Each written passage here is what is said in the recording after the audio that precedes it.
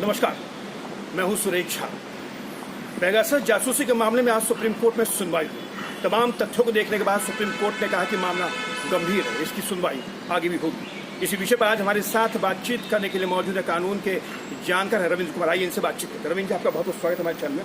रविंद्र जी, क्या कहेंगे? Supreme court ने कहा कि मामला बहुत ही गंभीर है। सुप्रीम कोर्ट की पहली जो प्रतिक्रिया थी भारत के प्रधान न्यायाधीश एन.वी. रमन्ना की कि अगर ये मामला सही है तो ये मामला वास्तव में बड़ा गंभीर है और इस पर जो है कार्रवाई होनी चाहिए। लेकिन सुप्रीम कोर्ट ने ये भी कहा कि हम सरकार को सुने बिना इस पर कोई फैसला भी नहीं कर सकते और इसीलिए सरकार ने इस पर सरकार को नोटिस करने से भी सुप्रीम कोर्ट ने आज जो है एक तरह से हिचकिचाहट दिखाई और ये मामला जो है मंगलवार को सुप्रीम कोर्ट में दोबारा सुना जाएगा।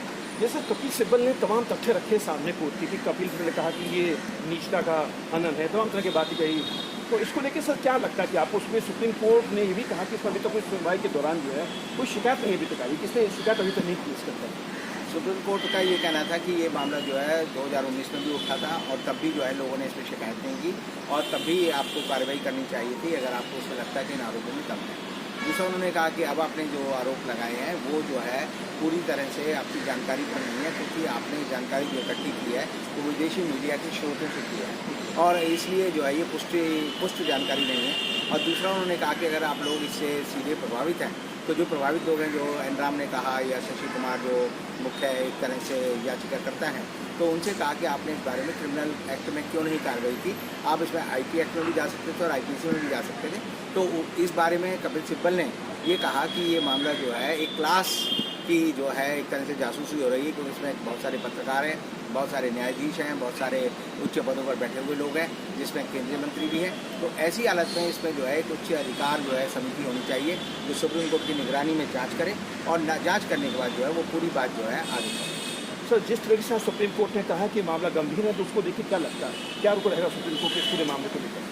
सुप्रीम कोर्ट का रुख जो है इस मामले में मैं समझता हूँ कि बहुत सटीक और सही है और इस हालत में हम ये कह सकते हैं कि आने वाले समय में ये सरकार के लिए बड़ी परेशानी का सबब बनेगा, क्योंकि मंगलवार को जब इसकी सुनवाई होगी तो केंद्र सरकार के वकील को वहाँ पर मौजूद होना पड़ेगा और जब सॉलिसिटर जनरल या अटॉर्नी जनरल वहाँ पेश होंगे तो उनका एक शब्द जो है एक तरह से सरकार का पक्ष माना जाएगा और इसमें सरकार की बचने की संभावना मेरे व्यक्तिगत अनुभव के अनुसार जीरो है। चलिए सर, धन्यवाद।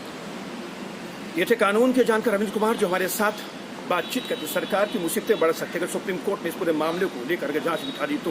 हालांकि सुप्रीम कोर्ट ने कहा कि अभी तक इस पर सिर्फ मीडिया में जो खबरें आ रही है उसके हिसाब से मामला आया है, किसी शिकायत नहीं की। लेकिन जिस तरीके से सुनने के बाद कहा कि मामला गंभीर है, तो ऐसे में सुप्रीम कोर्ट कहीं ना कहीं इस पूरे मामले को लेकर भी गंभीर होगा और सुनवाई जो भी होगी कहीं ना कहीं सरकार के लिए आने वाले दिनों में मुसीबत खड़ी जरूर हो सकती है। क्या प्रसाद राजेश के साथ सुरेश झा, न्यूज़ 10 दिल्ली।